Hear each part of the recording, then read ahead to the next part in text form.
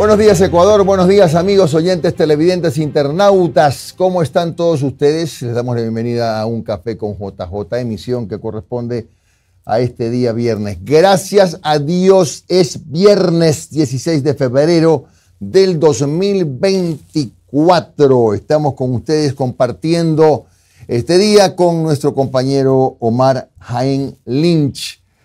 6:04 ya en esta mañana y saludamos a quienes nos están escuchando en la Radio Redonda, que es nuestra matriz, y agradecemos siempre por eso a 99.3 FM Estéreo en Guayas y en la provincia de Santa Elena. También a esta misma hora el agradecimiento y el saludo a quienes nos escuchan en Radio Cocodrilo FM 104.5 en la provincia de Loja. Igualmente a quienes nos sintonizan todas las tardes y noches de 6 de la noche en Manabí en Radio Café 91.7 FM Estéreo, y a quienes en cualquier parte del Ecuador del planeta Tierra están junto con nosotros en www.laradioredonda.es. Para todos, un cordial saludo asimismo a quienes nos siguen en el canal YouTube Jimmy Jairala. Ya sabe, suscribirse es gratis y en este país pocas cosas son gratis, le cuento. Suscribirse no le cuesta nada, por favor, suscríbase, que además ya mismo quiero llegar a los 200.000, queremos llegar a los 200.000, a ver si YouTube nos manda la plaquita, que en los 100.000 no nos paró bola. No nos dio bola en los 100.000, ¿se acuerda? Bueno, no sé yo nada, pero tenemos que recibir esa placa. Y en Facebook, por supuesto, en las cuentas Jimmy Jairala, en las de Un Café con JJ, en las de la Radio Redonda. Abrazo grande a los hermanos migrantes, primero como siempre. Abrazo a la clase trabajadora de mi país, a tanta gente buena del Ecuador y, por cierto, a quienes generan empleo, a los grandes, a los medianos, a los pequeños empresarios, a todos un saludo cordialísimo. Bueno, ¿qué tenemos hoy día? La primera explosión fue lo que decidió Venezuela, y esto es expulsar a la misión de derechos humanos de la ONU del país. No es como dicen pelo de cochino, es una cosita seria. Ha despertado bastante inquietud. Hay por lo menos 5 países que ya se han pronunciado, entre ellos Ecuador. Bueno, se explica que la urgencia que tiene el país para los próximos meses es de $2.006 millones para medio sostener al Estado. En cuanto a otros temas, la Corte Nacional de Justicia pidió formalmente a Argentina que el señor Hernán Luque permanezca detenido hasta terminar el trámite de la extradición. El Ministerio de Turismo informó que durante el feriado circularon $63 millones. El doctor Patricio Espinosa, nuevo rector de la Universidad Central, decían que no pasaba nada con las flores. Ayer ya los productores de flores de Cotopaxi, de claveles, denunciaron que ya no entra su producto a Rusia. $10 millones en pérdidas. ¿Quién les paga? Yo les digo, sean creativos. Eso lo dijo la ministra, no lo dije yo y no me burlo, pero es que me pareció que fue un comentario inadecuado y ahí hay que intervenir rápidamente. El gobierno tiene que intervenir rápidamente porque son pequeños productores, medianos productores, ¿no? No son megaproductores los de los claveles. Bueno, 60 millones va a costar la consulta, dice don José Cabrera, y no se votó pues ayer el famoso tema de las reformas al COIP. Y eso queda en suspenso, quién sabe hasta cuándo, probablemente hasta la próxima semana. No hay los votos. No hay los votos y por lo tanto ese tema está congelado. El presidente Daniel Noboa mantuvo agenda de trabajo en Manabí, ratificó los acuerdos de seguridad con Estados Unidos. El gobierno, hablando de regreso con el tema de Rusia, decide enviar una misión el domingo para tratar de superar esta polémica. En un operativo en Socio Vivienda, 70 allanamientos 19 detenidos. Los sicariatos no cesan. 6 ayer solamente en Vinces. Solamente en Vinces. Entre otras cosas. ¿Qué tal, Omar? Buenos días, Jimmy. Un saludo a todas las personas que nos escuchan por la Radio Redonda, la 29.3 FM, Radio Cocodrilo en Loja, plataformas digitales y como siempre, como todos los días, un abrazo a nuestros hermanos migrantes. Ayer, como lo habíamos más que anunciado, sospechado, no prosperó la sesión de la Asamblea Nacional. Hoy lo conversaremos con nuestros invitados. Es muy complicado que haya los votos como para poder eso. Por último, creo que está el veto también, ¿verdad? El veto también. Entonces, se complica un poco el escenario. Ayer Henry Kronfle decidió dar por suspendida la sesión y pasó al otro punto. Por cierto, ¿y se acuerdan que ayer les había mencionado sobre un artículo en Diario Expreso que lo presentaba Henry Kronfle como el gran operador político de gobierno dentro de la Asamblea? Pues bueno, ahora otro gran medio nacional, El Universo, elabora una nota realmente, y les soy sincero, no entiendo el por qué, en donde lo pone como posible vicepresidente o aspirando a suceder o a reemplazar a Daniel Noboa mientras él pide licencia para la reelección. ¿Y la vicepresidenta? Realmente a mí, o sea, ya a estas alturas de mi vida, a mis frescos 30 años, no me pidan que crea en coincidencias o en temas inocentes, ¿no? Raro me pareció ayer ver ese reportaje, viendo la posibilidad para que el presidente de la Asamblea asuma la vicepresidencia de la República. No existe esa posibilidad. Me pareció rarísimo, pero bueno. Y en un tema más que lo dejo ahí boteando para analizarlo más adelante. Ayer el presidente, en una declaración que hizo en Machala, creo que fue, en la provincia del Oro, se refirió a este tema de la sentencia de un juez que acogió el pedido de una acción de protección por parte de un grupo de detenidos, de PPL, y dijo que, a ver, el SNAI no está cumpliendo con su función en las cárceles y que aparte ha habido abusos por parte de los militares que han ingresado a las cárceles. Y uno puede estar en desacuerdo, uno puede criticar las decisiones de los jueces, hay que cumplirlas, pero estás en todo tu derecho a criticarlas. Pero ayer sí me llamó la atención, y no de buena manera, que ya apareció el término antipatria. Cuidado, señor presidente. Utilizar ese tipo de lenguaje en momentos como estos es bastante complicado. El hecho que uno no esté de acuerdo con X, Y posición o decisión de otra persona, no tienes por qué estarlo llamando antipatria. Porque ese es un tema muy peligroso. Se reclamó durante tantos años el tema de la polarización. Sí. ¿Y esto no es polarizar? Solamente lo dejo para analizarlo más adelante. Yo agrego nada más también, con el mismo respeto que comenta usted, mi querido amigo, lo mismo que le criticaban a Correa. ¿Sí? Lo mismo, polarizar es lo mismo. Eso no me parece tampoco a mí adecuado. Es un tema que hay que modularlo bien en un momento en que el país lo que necesita es unidad. Estamos en eso todos. Este es un momento en el que el país requiere unidad. ¿Y quiénes son hoy día nuestros invitados en este viernes? Que su cuerpo ya lo sabe o no lo sabe. No, ya se ha olvidado. La cuenta bancaria lo sabe. El abogado Jorge Peñafiel, asambleísta por Construye. ¿Pasó algo ayer? ¿Qué pasó ayer en la sesión? ¿Hubo trampas en la reforma del COIP? ¿Qué pasó en las disposiciones generales que terminaron siendo claves para suspender la sesión? Y lo mismo conversaremos con el abogado Vicente Tallano, que es el coordinador de la bancada de las 6.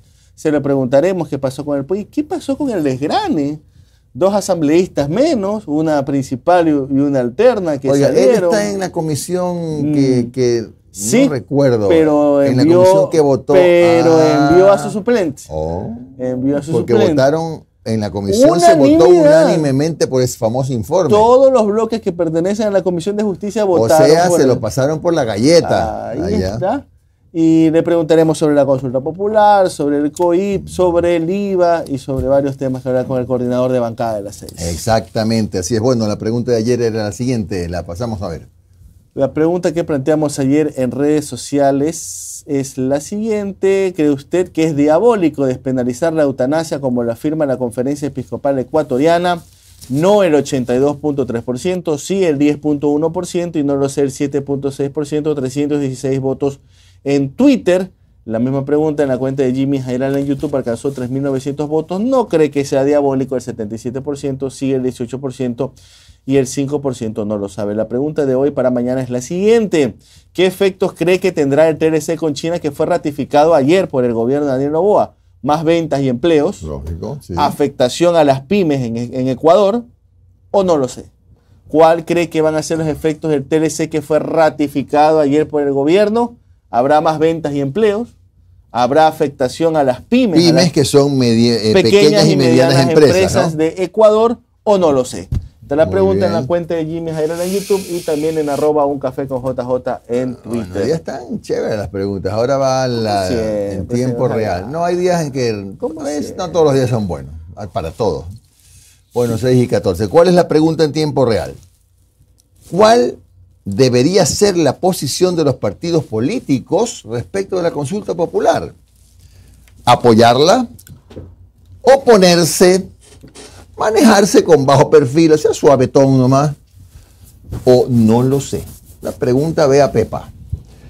¿Cuál debe ser la posición de los partidos y movimientos políticos respecto a la consulta popular? ¿Apoyarla? ¿Oponerse? ¿Manejarse con bajo perfil? ¿O no lo sabe? Así que por ahí va la cosa. 6:15. Pueden contestar en el canal YouTube Jimmy Jairala o también en el perfil Facebook del mismo nombre. Así que muy bien, nos toca ahora los saludos, mi querido amigo, ¿cierto o no? Hay una Dele. noticia que está circulando y que de ser cierto sería muy positivo, es de la cadena RT, Russia Today, que informa lo siguiente como un tuit de última hora.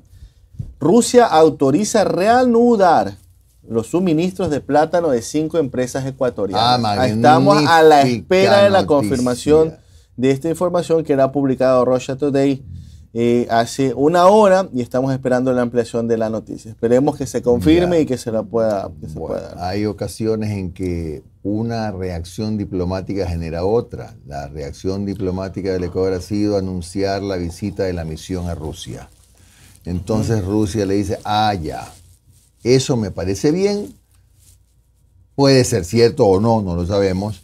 Vamos a autorizar que nuevamente ingrese el plátano ecuatoriano, que sería una gran noticia, le digo, una gran noticia.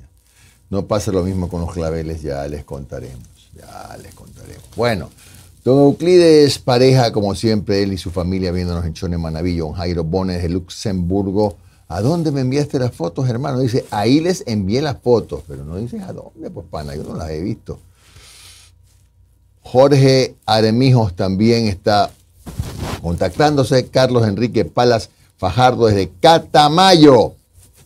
Es viernes, nos saluda con mucho entusiasmo.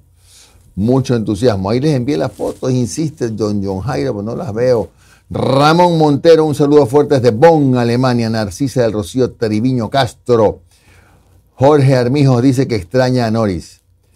Irene Alequinga, también frecuente televidente. Buenos días, por fin es viernes desde Ibarra. Gracias a Dios es viernes. Eleazar Sánchez en Quito. También está saludándonos don Wilson Revilla desde Quinindé. Nos sigue desde Esmeraldas. Nancy Jiménez desde Orellana.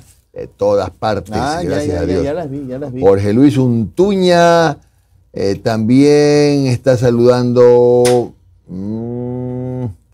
Luis Antonio Rosales Ruiz desde Durán, la ciudad ferroviaria. Jorge Naula desde el sur de Guayaquil. Angelito Pérez en Agro. Jorge Armijo, oye hermano, ya te me estás cargando. Ridícula la pregunta en tiempo real. ¿Por qué te parece ridícula, hermano? Es fácil, no la contestes. No la contestes, pana, pero todos los días me mandas un zapatazo por ahí, ya me di cuenta. Pero no te voy a bloquear además, para que sepas. Aquí hay mucha democracia. Bueno, y siguen escribiéndonos nuestros queridos amigos, les agradezco mucho. Les agradecemos mucho por la sintonía y ya vamos a pasar enseguida con Omar, solo que le di una pequeña refrescadita. Marcelo Fabián Barrio Nuevo está desde Baños, ¡qué belleza! ¡Qué belleza! Hilda Zambrano también dice que también extraña a Noris. Patricio Erazo, saludos cordiales desde la lavandería Gema en Quito. Abrazo a todos por allá. Ana Cris Ayala también desde Quito. Para mi esposo, dice Ana Cris, que va escuchando su programa. Hubieras puesto el nombre, hermano, y lo dábamos. Niña, digo, señora, perdón, y lo dábamos. Jacinto Valdivieso en Babahoyo, Virginia Lascano en La Troncal. Sierra Eco también nos está saludando, lo mismo que Ramiro Coronel desde Macas. Carlos Lema está explicándonos que arribará a Moscú la delegación del Ecuador el fin de semana. Luisa Cárdenas de Plaza en Babahoyo. ¿Se da cuenta la cantidad de personas que nos escriben? Dele. En YouTube, por favor, no se olvide de dar like a esta transmisión y suscribirse, son totalmente gratuitos sus aportes a través del super chat. En la parte inferior del chat está ahí un símbolo, un icono de dólar, usted le da clic ahí y puede hacer su aporte desde $1 hasta los $500. Póngase solidario en este viernes 16 de febrero, si es que le dejó algo la San Valentín. Haga también sus aportes a través de las estrellas de Facebook, ingresando una tarjeta de crédito o de débito a las configuraciones. Y también tenemos la cuenta para que usted pueda hacer sus transferencias bancarias. Si nos puedes ayudar, por favor, en pantalla, la cuenta del programa.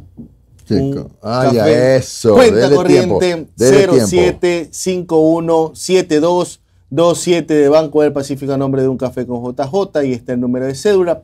Háganle captura de pantalla para que pueda hacer sus aportes, sus transferencias a este proyecto periodístico. Vamos a saludar a Pati Guarnizo, que está desde Machala, Pablo Lastegui desde Daure, Tecni Ren desde la capital de la República, Carlos Martínez desde Riobamba, Luis Fares Tubay desde el Cantón 24 de Mayo, Carol Baque desde Manta, Paco Perugachi desde La Haya en los Países Bajos, Hilda Zambrano, Hugo Casanovas de Lago Agrio, Mayo Orellana también de los Países Bajos, Jorge Jacome desde Milagro, Iván Martínez Poli desde Florida, Jimmy Ojeda, Luis García, ¿ve? Ahí dice Luis García, Jimmy, le está agradeciendo porque cuando fue el terremoto, que cuando usted estaba en la prefectura, que llegó allá con maquinaria, porque también llegó para el tema de asistencia de las mascotas, claro, que hubo en esa época, le agradece, gracias, la tiene Luis. muy presente todavía. Eso es bueno, que haya gente con buena Jorge Bonilla, también yo, Mazo Salsa desde Valencia, en la provincia de Los Ríos. Jorge Bonilla, Guillermo Navas, Marco Romero desde Miami, Franklin López, gracias por tu aporte desde Brooklyn, $2, gracias. Walter Alberto Ceballos, preguntando, ¿y cuándo llega Luque? César González, Charles Juez, dice, tenemos cortes intermitentes de electricidad en Salinas. Ojo con eso. Señor, sí, señor. Celso Maldonado también nos saluda, Almícar Macías desde Indianápolis, Mónica Guamán desde el sector de Guayacanes, Fabiola Ortiz desde Barcelona, Carmen Luisa Gutiérrez de Houston, Texas, está también conectado Cristian Castro desde Valencia, España, Tito 38, Edwin Velasco, Marco Romero, ya los saludamos, Carla Procel desde Italia, Mauro Tamayo desde La Serena en Chile, Fabiola Ortiz, ya la saludamos también desde Barcelona, Neolis desde República Dominicana, Marco Toledo desde Toronto, Canadá, J. Rodríguez, Nidia Aguirre de Santo Domingo, está Oscar Ricaurte desde Moscú y Joffrey Almeida desde La Troncal. Supongo que Oscar va a estar en la mesa de negociaciones allá en el Kremlin. Seguro, seguro. Bueno, vamos a empezar con el video número 13 porque realmente no ha llegado todavía la sigilosa, ¿no? No todavía. Otra vez está llegando más tarde la sigilosa. Bueno, el canciller de Venezuela, vamos con este video para entrar en contexto. Iván Gil anunció ayer la decisión del gobierno venezolano de expulsar al personal de la Oficina del Alto Comando de los Derechos Humanos de las Naciones Unidas. Acusa a Venezuela a 13 funcionarios de ser un buffet particular de grupos golpistas y terroristas y le dan 72 horas para que se vayan.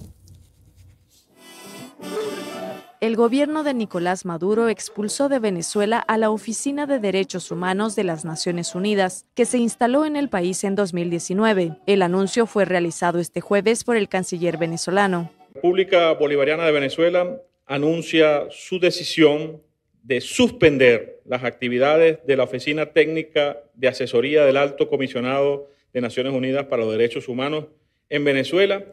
El personal del organismo tiene 72 horas para salir del país. Razón por la cual solicita que el personal adscrito a esta oficina abandone el país en las siguientes 72 horas hasta tanto rectifiquen públicamente ante la comunidad internacional su actitud colonialista, abusiva y violadora de la Carta de las Naciones Unidas. El anuncio sigue a la profunda preocupación que expresó el alto comisionado por la detención de la activista venezolana Rocío San Miguel, crítica de Maduro y acusada de terrorismo. La tensión con organismos de derechos humanos sube a pocos meses de las elecciones presidenciales, en las que Maduro podría aspirar a la reelección. ¿Por las buenas o por las malas? Son las 6:24. Hay un comunicado de algunos países, los gobiernos de Argentina, Costa Rica, Ecuador, Paraguay y Uruguay manifestaron su profunda preocupación por la detención arbitraria, dice, de la activista de derechos humanos Rocío San Miguel, y hacen un enérgico llamado a las autoridades venezolanas a liberarla de inmediato. De igual manera, rechazan las recientes medidas contra la Oficina Técnica de Asesoría del Alto Comisionado de las Naciones Unidas para los Derechos Humanos en Venezuela y reclaman por el respeto pleno de los derechos humanos, la vigencia del Estado de Derecho y la convocatoria de elecciones transparentes, libres, democráticas y competitivas sin proscripciones de ningún tipo. Sí, varios países, Argentina, Costa Rica, Ecuador, Paraguay y Uruguay, ya se están manifestando. Bueno, ¿qué más? Luego hay un posteo del canal de medio digital La Posta respecto a un informe de Contraloría. Me imagino que, cuidado, es un borrador. Un informe de Contraloría al cual tuvimos acceso detalla que los 2 millones destinados para arreglos del Estadio Monumental para la final de la Copa Libertadores de 2022 no solo fueron a parar allá. Seguimos con el También parece que hubo un billetín que cayó en su equipo, maestro. Cayó y para en el Chucho Benítez. Sí. Entonces, billete mal usado según la Contraloría, fueron 2 millones que fueron entregados a la Federación Ecuatoriana de Fútbol y no solo se usaron para adecuaciones en el Estadio de Barcelona, sino también para el George Capol y el Cristian Benítez. Además, para gastos varios. Todo eso con la firma de Francisco Egas. Esto habría ocasionado, según determina Contraloría, la disminución de los recursos económicos del municipio en más de $100.000. A lo cual ayer el alcalde de Guayaquil, entre los que se destinó el dinero, pólizas de seguros, $21.000, mantenimiento de la cancha del Capo, el $16.000, mantenimiento del estadio Cristian Benítez, el $11.000, consultoría de seguridad, $20.000, honorarios profesionales, $6.700, asesoría legal, otros $20.000, deuda total de $95.494. ¿Pero por qué esto habría tenido irregularidades? Porque en el convenio firmado no se estipulan pagos a abogados, ni seguros, ni a otras canchas, consultores u honorarios. El estadio era el dinero era solamente para el Estadio Monumental.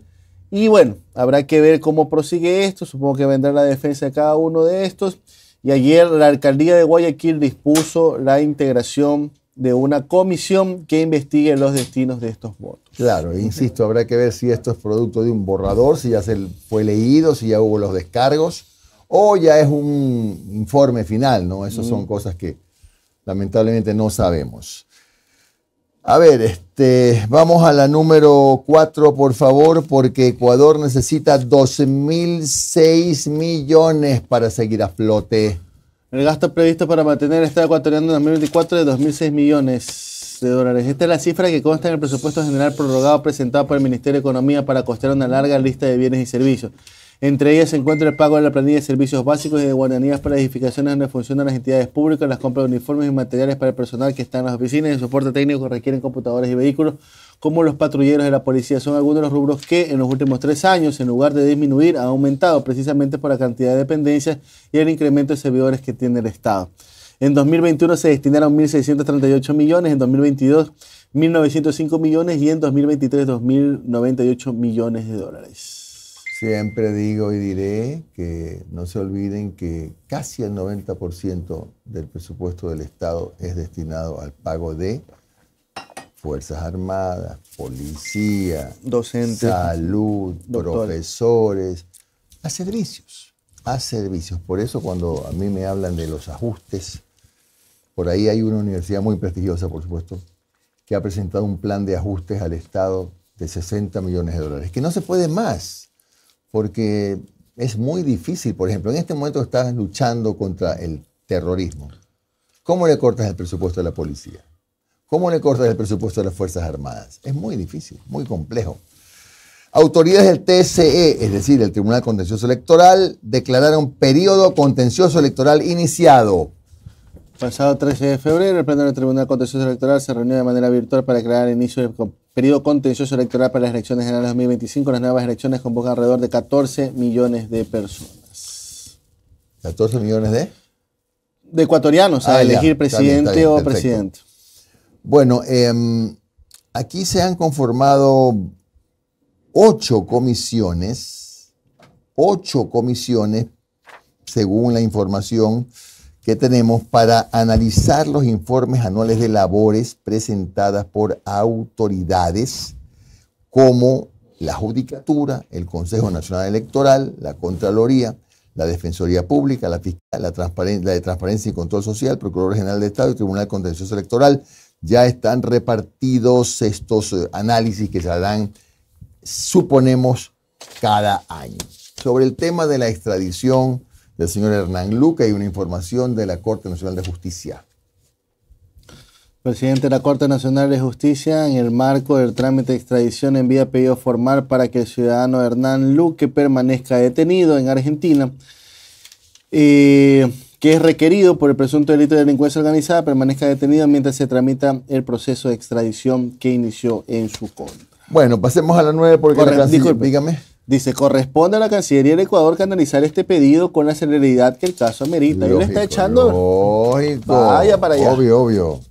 Bueno, la Cancillería informa que en respuesta a la información difundida en las últimas horas acerca de que Rusia habría enviado un nuevo listado de empresas ecuatorianas presuntamente sancionadas, la autoridad rusa lo desmintió esta mañana. En la Cancillería tuvo lugar hoy, o sea, ayer, una reunión con el embajador ruso para tratar el problema fitosanitario en el banano. Se acordó que en los próximos días saldrá una misión de autoridades del Ecuador a Rusia, etcétera, etcétera. Esta misión sale el día domingo. Bueno, también tenemos que Luis Chonillo, el alcalde de Durán, informa que hay una nueva amenaza, que han intentado vulnerar la seguridad informática del gobierno municipal de Durán. Este intento de hackeo, es un ataque cibernético que pretendía suplantar la identidad de funcionarios y autoridades municipales a través del correo electrónico del gobierno municipal de Durán. Afortunadamente, nuestra inmediata intervención permitió proteger las credenciales de acceso a nuestros usuarios, evitando cualquier suplantación de identidad y robo de información sensible. Presentaremos la respectiva denuncia ante la Fiscalía General del Estado para que se realicen las investigaciones. Me pregunto cómo estará trabajando el municipio. ¿Estará presencial? No sé cómo estará la cosa por allá.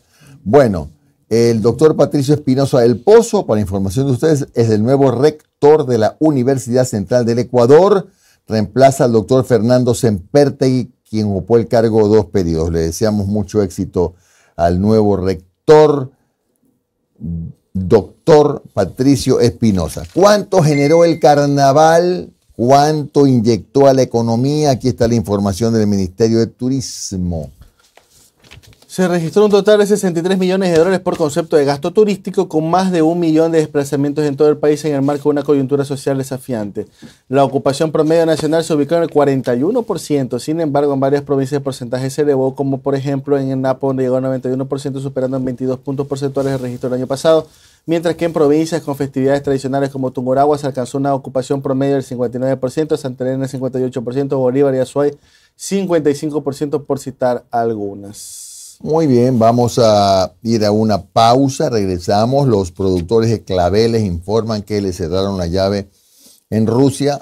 Debería aprovechar, y de hecho deben hacerlo sin duda, los comisionados que viajan el domingo para ver cómo también se reivindica a los productores de claveles. Estamos con otras informaciones, como por ejemplo la suspensión de la sesión donde se estaban tratando las reformas al COIP, que por lo visto están en este momento en un callejón sin salida. Ya regresamos.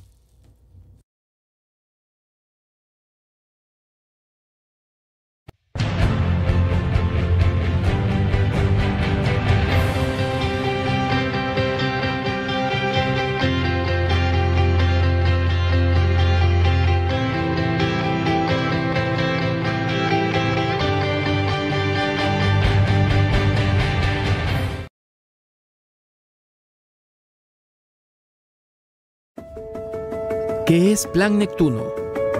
Neptuno es un plan que tiene como objetivo aumentar la producción de agua potable en Guayaquil para garantizar su entrega a más de 4 millones de habitantes previstos para el 2050.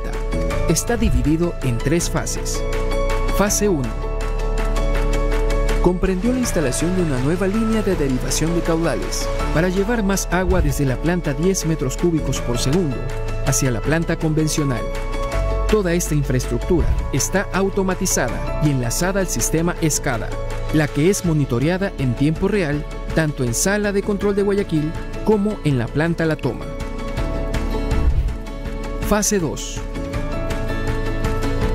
Para aumentar la producción de agua potable, es necesario captar más agua del río Daule a través de las estaciones de bombeo. Por eso se trabajó en la repotenciación de las estaciones de bombeo, mediante la renovación de equipos como motores, bombas y tableros eléctricos. Fase 3. Se construirá una nueva planta que está próxima a iniciar su diseño. Renovamos lazos con la comunidad.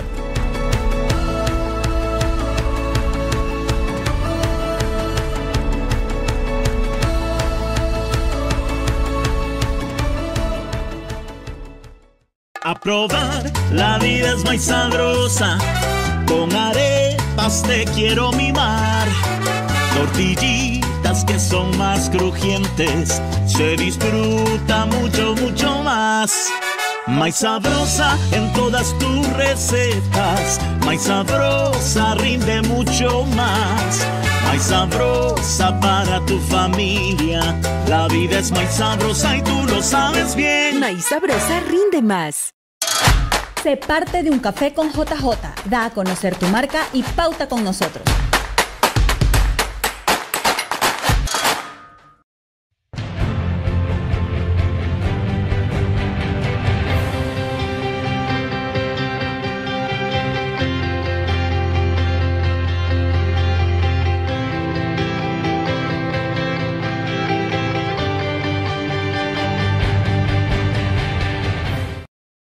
Vamos a abrirles el apetito. Empanadas, hallacas, humitas, tortillas, pasteles y muchos platos más, solo con Maíz Sabrosa. Muchos platos, con una sola harina sana, rendidora y económica. Esa es harina Maíz Sabrosa. Interagua trabaja en estrategias preventivas con la limpieza y mantenimiento de los sistemas de drenaje, pero mantener a la ciudad libre de problemas ocasionados por las lluvias es responsabilidad de todos. Por eso, es importante que saques la basura en los horarios de recolección y la deposites en sitios dispuestos. Para ello, no botes basura a la calle. Si no tienes un tacho cerca, guarda mejor esos desechos hasta que tengas un sitio donde depositarlos. Así, no solo evitamos las inundaciones, sino que también aportamos a mantener hermosa y limpia nuestra amada Guayaquil. Interagua, lo bueno fluye. Son las 6:37 y bueno, delegaciones de los pequeños y medianos productores de claveles registran pérdidas económicas. Dicen que ha sido suspendida la exportación a Rusia. Estamos reunidos aquí pidiendo clamor, pidiendo que haya solución en el Ecuador, solución a través de otros países, porque no es tan fácil a todos los exportadores. Abrir nuevos mercados lleva un tiempo. Entonces no es de coger y de vender otras cosas. Nosotros hemos pensado de que esta producción de claveles es el sustento de nuestra familia, es el sustento de nuestro hogar, es la fortaleza de la economía igual de la provincia de Cotopaxi. Estamos críticos, mi estimado Novoa, por favor, la solución lo más pronto posible. Sí, lo que es, se ha bajado bastante, más del 50%. Nosotros tendríamos que hacer igual una marcha pacífica, pienso yo que todo todas las empresas, todos tendremos que ir allá al Palacio, allá tendríamos que retomar, hacer una marcha para que el gobierno nos escuche. Lamentablemente, pues llevamos ya 2 semanas aproximadamente, creo, desde que el presidente Noboa tomó este tipo de decisiones, que es de conocimiento de todo el país, algo que a lo mejor él no tomó en consideración, pero que nos ha afectado muchísimo a nosotros como productores de Cotopaxi en cuanto a lo que es la exportación de flor, y tomando en cuenta también que en la costa también están atravesando el tema de la exportación del banano. Las pérdidas han sido bastante inmensas. Yo podría hablar desde mi parroquia también, de acuerdo, ahí existen un aproximado de 100 a 120 productores, quienes estamos ahí caídos siquiera con un 60-70% de producción. Para decir que nuestro producto está afectado por una plaga es mentira. Si nuestros invernaderos son visitados por los técnicos de agrocalidad, el MAGAP, entonces nosotros tenemos la certificación de TRIPS, tenemos los BPA al día. Entonces las cosas no son así como se pronuncian que está por una plaga. Vean, son gente humilde, ¿no? Humilde, modesta, digamos, de Cotopaxi. En esa provincia nada más sostienen que las pérdidas ya son de $10 millones porque le cerraron el mercado a la exportación, a la importación de claveles a la exportación de claveles a Rusia. De modo que en la agenda de la comisión que va el domingo tiene que estar el tema de los claveles que no pueden entrar a Rusia, tal como lo había anunciado en su momento el gobierno ruso por temas fitosanitarios, que yo insisto e insistiré en que es difícil de creer. Me parece que va por otro lado el tema, por aquello de la chatarra, ojalá, por el de la venta de la chatarra, ojalá que esto se subsane. Bueno, ¿cuál fue la noticia ayer? Ayer se suspendió la sesión. Henry Kronfle, el presidente de la Asamblea, suspendió la sesión en la que se estaban debatiendo las reformas al COIP en medio de la polémica. ¿Por qué? Por la inclusión de artículos que permitirían una eventual revisión de penas, sentencias ejecutoriadas contra ciudadanos, entre ellos el expresidente Correa. La sesión 900 del Pleno atrajo la atención de todos. El segundo debate del proyecto de ley orgánica reformatorio al Código Orgánico Integral Penal era el punto a tratar. La polémica se presentó al seno de la legislatura por el tema de la modificación del artículo 658 del Código que permitiría una eventual revisión de la sentencia contra el expresidente de la República, Rafael Correa. Esto fue lo que levantó el avispero de las bancadas opuestas al correísmo. Y estemos ante la impunidad campante en la Asamblea Nacional y en todas las instancias de la institucionalidad. Con lo cual sería muy sencillo burlar al sistema de justicia. Está claro que no quieren mejorar la justicia. Viviana Veloz de la Revolución Ciudadana negaba rotundamente que la enmienda posibilite tal impunidad. Eso de hacer una comparación burda entre jueces de alto estándar y jueces de nuestro país que responden a presiones políticas. Otra de las propuestas que la bancada de Gente Nueva propuso es la de no levantar la reserva de las investigaciones como indica la reforma, ya que esto es facultad de la Fiscalía. Por ello se propuso una moción consensuada para subsanar errores de la reforma. La eliminación de la reserva de la investigación permitiría que se filtre información y favorecer a los involucrados. El asambleísta Vicente Tayano de los Registros Socialcristianos pidió un debate técnico y sin odio para contar con una reforma rápida y de altura, ante lo cual propuso votar en 2 bloques, uno que contenga lo bueno y otro a las incongruencias. Así, sin ninguna conclusión y luego de la participación de 17 legisladores de 30 inscritos para el debate, Henry Kronfle dio por finalizada la sesión sin conclusiones. No se dio a conocer la fecha para la próxima convocatoria, dejando en suspenso la votación de las reformas del COIP. Para UNoticias, informó Orlando Morán. Hay tan poca posibilidad de acuerdo que ni siquiera lograron, por ejemplo, entenderse para votar por artículo. ¿Por qué? Porque eran 86 artículos. Entonces, me imagino que les habrá dado pereza discutir 86 veces, ¿no? Qué pereza, ¿no? Qué pereza. Sí. Bueno, el caso es que hay algunos artículos, valga la redundancia, que son los que han generado la polémica.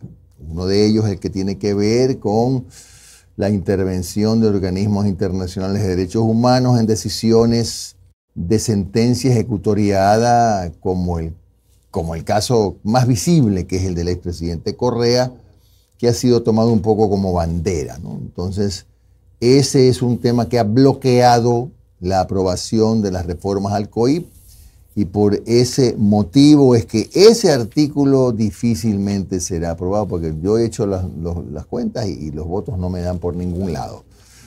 Por ese tema, digo, va a ser muy complejo. Y hay otro tema que también es muy sensible, y es esto de que los asambleístas tengan el privilegio, porque eso es un privilegio, de tener acceso a la información reservada que maneja la Fiscalía. A mí me parece realmente, no sé cómo votaron todos los miembros de la comisión unánimemente por el informe. Pero eso es una temeridad. Claro. Usted, oiga, pero si los informes de Contraloría, los borradores, dizque por ahí se deslizan, hemos tenido acceso. Y son borradores, cuando todavía no está terminado el proceso y ya se saben. ¿Usted se imagina lo que es que en la asamblea, a una comisión, ¿cuántos miembros tiene cada comisión? 8, 10, tiene como 9 miembros. Creo que pongámosle que sean 9 miembros. Que 9 miembros de la comisión sepan información reservada con el compromiso de no divulgarla. Yo lo dije ayer a una asambleísta que estaba, a Viviana Veloz, le dije, el único secreto bien guardado es el que usted se lo dice a un muerto. Y ni así, porque a veces los muertos revelan quién los mató con la autopsia, ni así. Pero es el único secreto bien guardado. De lo contrario, ¿cómo podemos pretender? Y después póngase a buscar quién lo dijo. Imagínese que una información sensible llegue a un asambleísta. Mire que no estoy dando nombres, no estoy juzgándolo porque es general. Y ese asambleísta por ahí, pues en una conversación social, hermano, te lo voy a decir, pero solo para ti, es entre tú y yo. Cuidado, vas a comentar algo, es terrible. Yo entiendo que cuando hay unas causas que son bastante delicadas, puede ser, pero Jimmy, ahora yo me planteo también desde el otro lado. La asamblea es la entidad encargada de fiscalizar al fiscal, a la fiscal y a la fiscalía en general. Bajo este paraguas, ¿nunca se le puede preguntar nada a la fiscal? Se le puede. Porque ayer vi que en la entrevista estaba bravísima la fiscal porque dice que a cada rato me están pidiendo información de distintos casos. Y yo me pregunto, y ya, yo entiendo que puede ser sensible el tema de metástasis, que está fresco, ¿no? Pero yo digo, ¿no? Llegará un momento en donde un asambleísta dice, bueno, este caso pasó hace 4 años. Y no hay nada todavía. Yo me pregunto, y yo si fuera asambleísta, yo sí le pidiera a la fiscalía, no solo a la fiscal, porque la fiscal no es que tiene todos los casos, porque son algunos fiscales, pero por ejemplo, ¿qué pasó con el aeropuerto de Guayaquil? ¿Qué pasó con el caso de los repartos de hospitales? ¿Qué pasó con el caso de INA Papers? ¿Qué pasó con el asesinato de Villavicencio? ¿Qué pasó con el asesinato de Intriago? ¿Qué pasó con el asesinato con el candidato a la alcaldía de Puerto López? ¿Qué ha pasado con tantos casos que ya nadie los dice? Porque aquí siempre lo hemos dicho, ¿no? Un caso va tapando al otro. El propio caso León de Troya. ¿No recordamos que un policía denunció formalmente que la fiscal ordenó tumbar el caso? Eso también es serio y es bastante preocupante. Sí. Entonces yo digo, si sale esto y dicen, no, que la reserva de la fuente, perfecto, ¿no? Puede haber casos que son bastante sensibles y frescos. Pero un asambleísta está en todo su derecho de pedirle información a la Fiscalía General del Estado. Estoy de acuerdo con usted, pero no puede convertirse en una obligación. ¿Por qué es una obligación? Porque informar a la Asamblea Nacional para la Fiscalía es una obligación. A ver, un asambleísta, es que el tema es que esto es una obligación bajo reserva. Ya. Es decir, vamos a suponer que es el caso Metástasis. Supongamos. Invitan a la fiscal a que dé información reservada del caso Metástasis que lo están investigando, que ni siquiera está cerrada la investigación. ¿Cómo va a dar información? No puede dar información. Insisto, cuando son casos frescos puede ser, pero hay casos que ya tienen 4 o 5 años. Lo que pasa, Omar, es que al parecer la reforma no precisa. No precisa eso. Que una línea de tiempo, digamos, ¿no? A ver, a partir del casos que se hayan visto 2 años para atrás, año y medio para atrás, ya se puede ir liberando alguna información para conocimiento de los asambleístas. Pero liberar es generar.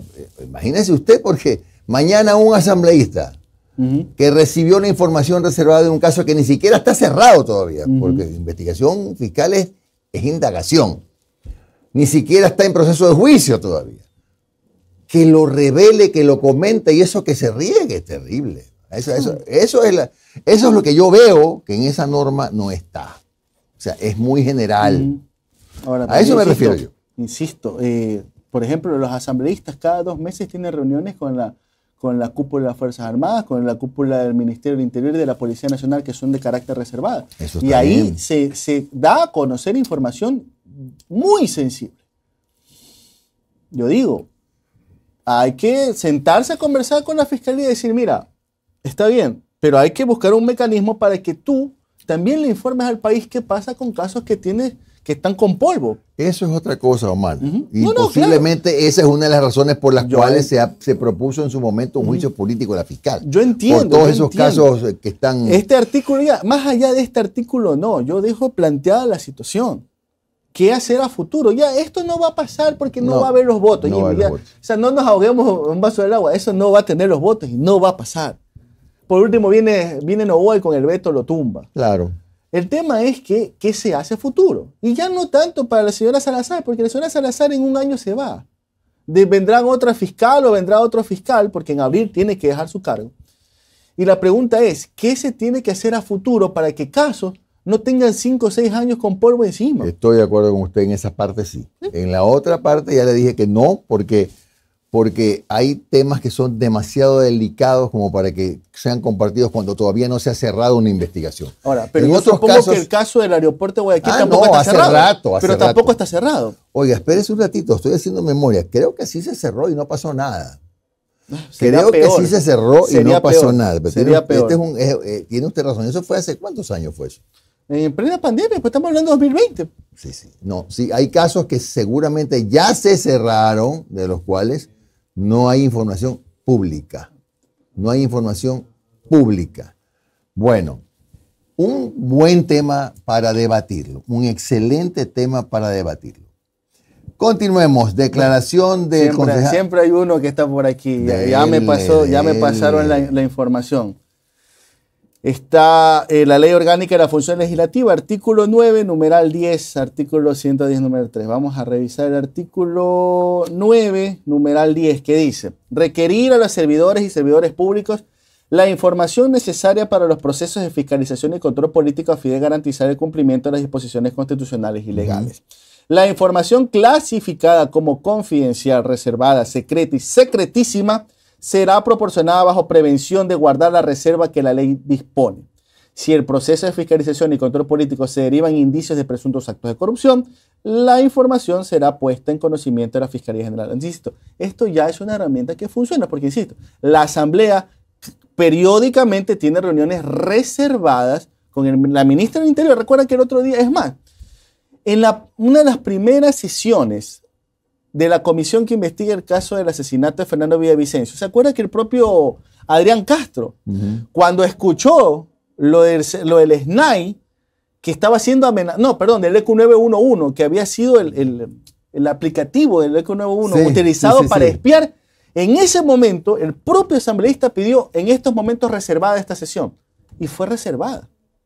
Y yo supongo que todos los asambleístas de la comisión firmaron un documento en donde decía, bueno, lo que se acaba de debatir en esta mesa es secreto y es bajo su responsabilidad. Si esto se filtra, ustedes tienen penalidades, supongo, ¿no? Claro. Bueno, en todo caso, yo creo que hay cosas que son... Bueno, pero fue algo que ocurrió en el momento que consideró el asambleísta que era reservado. Hay cosas que se pueden informar, pero hay cosas que no se pueden informar, porque podrían entorpecer las investigaciones. Yo me refiero solamente a eso. En cuanto a el otro tema que acaba de ser motivo de polémica, de esos $2 millones que entregó la alcaldía de Guayaquil para la Copa Libertadores, para el Monumental, al parecer no todo ese recurso fue entregado o fue implementado en el Monumental, sino también en otros 2 estadios, en un par de temas de asesoría jurídica, qué sé yo. Aquí está la declaración del concejal Arturo Escala. Se hicieron informes, se invirtió se mejoró el estadio George Capwell, el estadio Cristian Benítez. Y bueno, no estoy nada contra esos equipos, pero definitivamente el convenio no fue, en la cláusula cuarta estipula, tengo aquí el convenio también, que esos $2 millones serían para cubrir la nueva infraestructura que debía usarse para, en este caso, para la final de la Copa de Libertadores. Me salta bastantes dudas y en virtud de aquello, señor alcalde, le solicito a usted que conforme una comisión especial integrada por miembros de este consejo para que revisen la correcta utilización de esos $2 millones que dimos como municipalidad a la Federación Ecuatoriana de Fútbol, ¿no? Y para poder ejercer nuestra labor fiscalizadora y saber en qué se utilizó exactamente estos valores. Bueno, qué pena, ¿no? Son temas que salen, concejal Escala, encantado, así como aprovechando que está José en el tema de la comisión para fiscalizar la entrega de recursos para el salvataje de la Metrovía en época de pandemia, a ver si en el próximo consejo, en el siguiente, podemos tener un primer informe. Proponga usted, concejal Escala, quiénes deberían de integrar esa comisión para pedir soportes de los gastos, ¿no? A mí me encantaría que obviamente si ellas aceptan que la concejala Blanquita López, nuestra vicealcaldesa, y la concejala Emily Mera me acompañaran a mí a hacer estos informes. Concejala Vera, concejala López. Te acompañamos, Arturo, gracias. Si está de acuerdo el consejo, acompañamos. Gracias. Bueno, son recursos públicos de los guayaquileños. Más allá de cualquier situación, es importante señalar y precisar que esos recursos no los recibió Barcelona, los recibió la Federación Ecuatoriana de Fútbol. Ahora veo que hay un informe de Contraloría, sí, me encantaría revisarlo, concejal Escala, para ver los detalles. Y la comisión creo que lo que tiene que hacer es pedirle al presidente de la Federación que presente los soportes de lo que hicieron con los $2 millones que entregó el municipio de Guayaquil, que son dineros públicos de los guayaquileños, y veamos qué arroja el informe, ¿no? Y apenas tengan un avance nos comunican. Gracias, señor alcalde. Gracias. Ese es el procedimiento. Aparentemente hay $100.000 que han tenido otro destino y eso tiene que ser producto de la investigación. Me parece correcto. Vamos al siguiente tema que tiene que ver con la consulta popular. El consejero del CNE, José Cabrera, dijo que el presupuesto es de $60 millones y que ya está cerrado el padrón electoral. Hoy día justo vamos a tratar, entre otros temas, el presupuesto. El presupuesto, recordemos que el presupuesto es lo que el Consejo Electoral estima que se gastará, pero el valor que se gasta es obviamente menor por los temas de la subasta inversa, por temas que de pronto no se puede ejecutar alguno de los procesos, pero está aproximadamente en 60 millones. Sin embargo, hoy en el Pleno del Consejo Nacional Electoral tomaremos la decisión de aprobar o hacer algún ajuste de acuerdo a cada uno de los consejeros. ¿Posibilidad, debido también a lo corto del tiempo quizás, de cambiar el lugar de votación para este proceso? Bueno, se cerró ya el padrón electoral. Los ciudadanos que se cambiaron de domicilio hasta el 21 de enero estarán dentro del padrón electoral con los cambios ya de domicilio. Los ciudadanos que luego del 21 de enero se cambian de domicilio, el cambio de domicilio se registrará para las elecciones del 2025. Las del proceso de consulta popular fue hasta el 21 de enero. Interesante el tema. Si usted quería cambiar de domicilio porque se cambió efectivamente o por cualquier otro, etcétera, ya eso no corre para la consulta. En la consulta le va a tocar votar en el mismo sitio, en la misma ciudad y probablemente hasta en el mismo recinto donde votó en la anterior elección. Importante ese dato, muy, muy importante ese dato. Bueno, seguimos, son las 6 de la mañana con 57 minutos. Un tema político inevitablemente también es parte de la conversación, de la discusión, de las entrevistas. en México. Mariana Gómez del Campo, legisladora por el Partido Acción Nacional, dijo en un diálogo con Centro Digital que el ex vicepresidente Glass no es un perseguido político.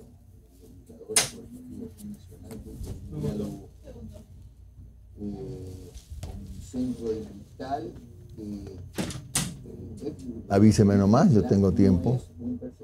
O pasamos a otra nota. Un ratito. Es lindo cuando uno le dicen un ratito, espérese, y no le dicen si va, si no va. ¿Dele qué?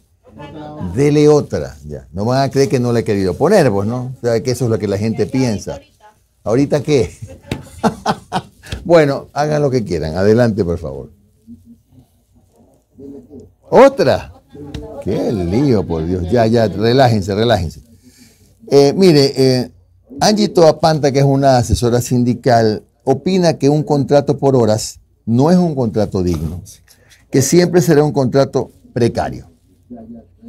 Un contrato por horas nunca es un contrato digno, siempre va a ser un contrato precario, porque no garantiza en absoluto todos los derechos del Código del Trabajo. Y ahí quiero hacer una diferenciación que me parece importante y que creo que un poco está generando confusión, y es que se le puede adaptar algunos derechos del Código del Trabajo, se le puede adaptar, claro que sí, tú puedes hablar de los décimos, como ya lo dijo la ministra, de tener una remuneración mínima por horas, puedes adaptarlo. Pero el hecho es que el ejercicio de los derechos nunca va a ser igual a un contrato indefinido, menos aún a un contrato atípico como los contratos a plazo fijo. Bueno, son las 6 de la mañana con 59 minutos. Tenemos listo el video de la legisladora mexicana Mariana Gómez del Campo para presentarlo. ¡Otra vez! Bueno, ya no es mi culpa. No se olvide lo que me acaban de volver a consultar, que no ha quedado muy claro qué pasa con los cambios de domicilio. No es que usted no puede hacer el trámite. Usted puede hacer el trámite y quedará constancia en los archivos del CNE. Pero ese cambio no va a regir para la consulta, sino para la siguiente elección. ¿Me explico? O sea, usted puede hacer el cambio de domicilio, pero le va a tocar, va a aparecer en la misma ciudad y posiblemente en el mismo recinto. Eso es, en resumen, lo que puede pasar. Bueno, vámonos a la pausa. Abogado Jorge Peñafiel, asambleísta de Construye por Pichincha Distrito 1. Omar ha tenido que por un tema personal dejar un rato el estudio, estará más tarde con nosotros, pero igual estaremos con, así es la vida, Polito, decían en la tele. Igual estaremos con esta entrevista porque ayer hubo una polémica sesión a propósito de las reformas del COI. Veremos cuál es la posición de Construye.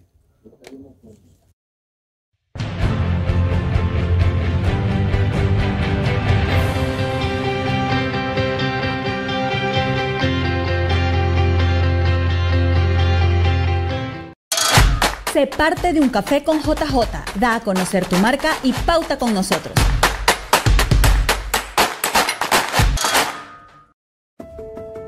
¿Qué es Plan Neptuno? Neptuno es un plan que tiene como objetivo aumentar la producción de agua potable en Guayaquil para garantizar su entrega a más de 4 millones de habitantes previstos para el 2050. Está dividido en 3 fases. Fase 1. Comprendió la instalación de una nueva línea de derivación de caudales para llevar más agua desde la planta 10 metros cúbicos por segundo hacia la planta convencional. Toda esta infraestructura está automatizada y enlazada al sistema SCADA, la que es monitoreada en tiempo real tanto en Sala de Control de Guayaquil como en la planta La Toma.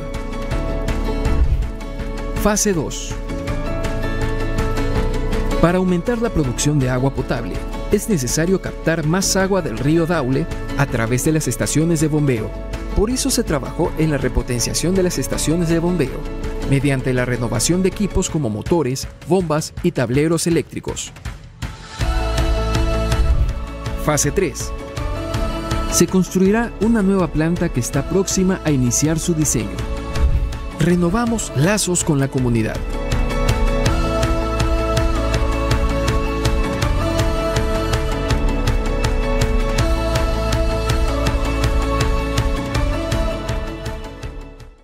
A probar, la vida es más sabrosa. Con arepas te quiero mimar. Tortillitas que son más crujientes. Se disfruta mucho, mucho más. Más sabrosa en todas tus recetas. Más sabrosa rinde mucho más. Más sabrosa para tu familia. La vida es más sabrosa y tú lo sabes bien. Más sabrosa rinde más.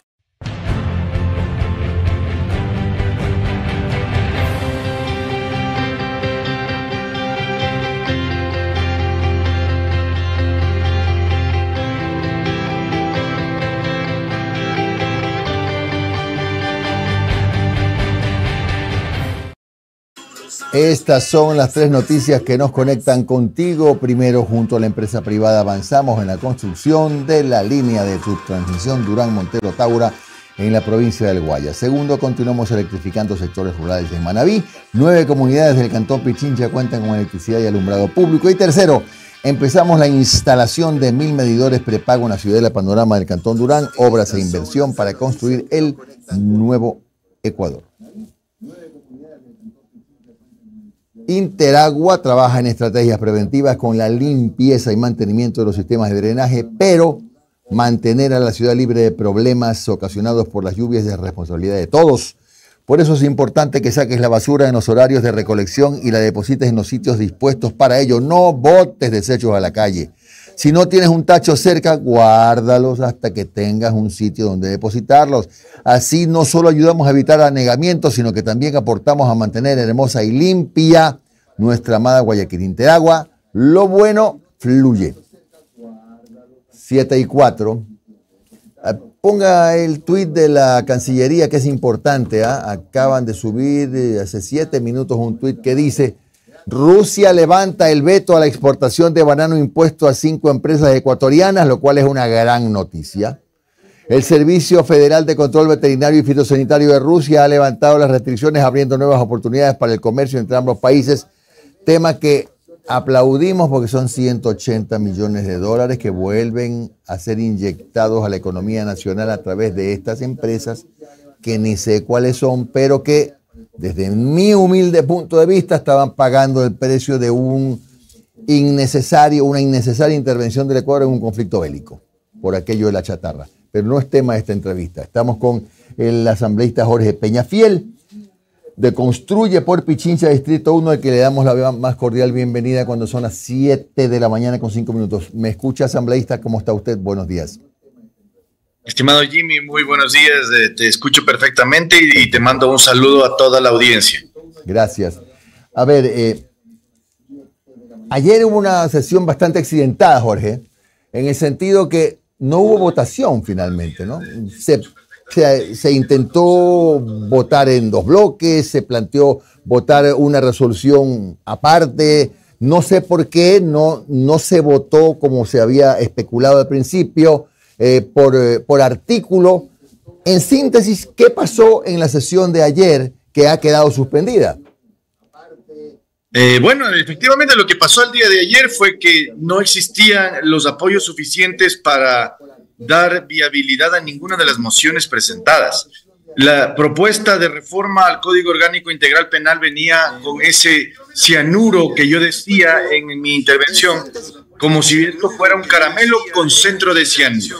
Precisamente porque lo bonito de la reforma, lo bueno de la reforma, venía siendo empañado por lo malo, que era efectivamente estos artículos y la disposición general única que permitía, abría un boquete, más bien dicho, para que la justicia y las sentencias ejecutoriadas no valgan nada en el Ecuador. Y con eso, evidentemente, al poner la alerta, las bancadas se posicionaron, tomaron una opinión sobre esa situación y evidentemente dividieron su votación, ya no comprometieron sus votos para ninguna de las mociones. Ante esa dinámica, el presidente Cronfle decidió mejor suspender la sesión para poder llegar a acuerdos más sólidos que puedan ya evidenciarse votos claros para poder aprobar una reforma objetiva, una reforma sólida. Claro. Ahora, Jorge, ¿por qué razón la Comisión de Justicia votó unánimemente por ese informe, porque me imagino que no fue algo que apareció de pronto, ¿no? Que se cayó del cielo. Ese tema que manifiestas, el de la revisión de sentencias ejecutoriadas. Ahí la única razón que yo puedo encontrar, estimado Jimmy, es que los cambios ingresados a última hora, que fueron ingresados el día viernes, fueron presentados en vísperas de carnaval, al filo de unas vacaciones bien largas, y evidentemente los asambleístas no tuvieron el tiempo ni la disponibilidad para poder revisar esas reformas específicamente y esos elementos que se incluyeron en el informe. Claro, ante esa realidad votaron unánimemente, y hay que decirlo claramente. Hay mucha ligereza de parte de la comisión para poder aprobar las cuestiones. Cuando se dan cuenta ya los asambleístas que formaban parte de esta comisión que habían estos elementos, ya el segundo debate estaba listo para darse, y evidentemente ante la vorágine de la reacción de la opinión pública, en donde nos incluimos nosotros como Construye, que pusimos la alerta, ya se dieron cuenta, pues y lógicamente en el Pleno de la Asamblea Nacional ya cambiaron su opinión sobre el informe, y evidentemente estábamos ante el bloqueo total de las mociones y de las votaciones. Claro. Ahora, Jorge, en este momento no hay los votos, ¿verdad? No existen los votos si es que se quisiera votar en bloque, o es decir, por ese artículo no se podrían aprobar las reformas al COIP. Así están las cosas en este momento.